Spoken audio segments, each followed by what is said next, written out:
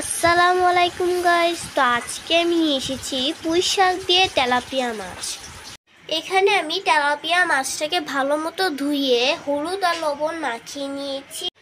পুঁই শাকের সাথে আলু আর বেগুন মিশিয়ে নিয়েছি। কড়াটা বসিয়ে দিয়েছি। এবার এখানে তেল দিয়ে দেব।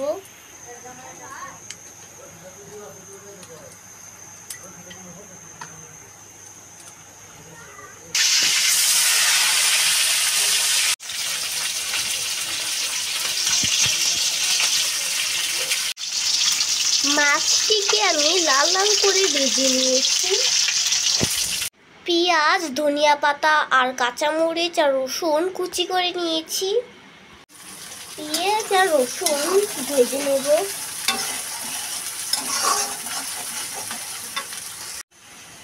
পেঁয়াজ ভাজা হয়ে গেছে, এবার দিয়ে দেব লবণ।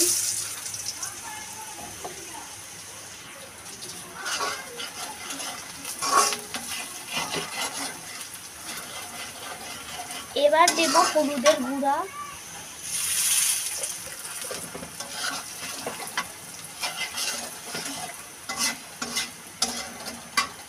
এবার দেব ধনিয়ার গুঁড়া।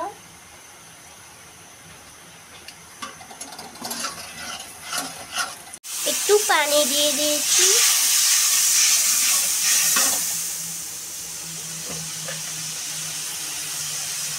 লাল মশলা,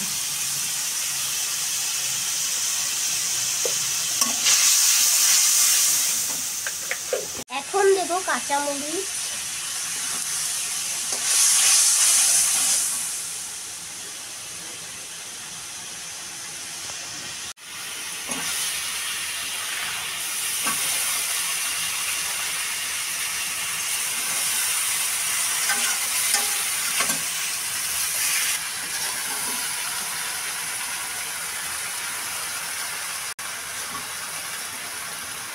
এবার ঢেকে দিলাম।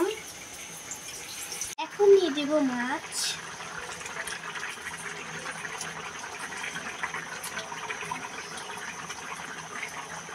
সাথে দেব ধনিয়া পাতা।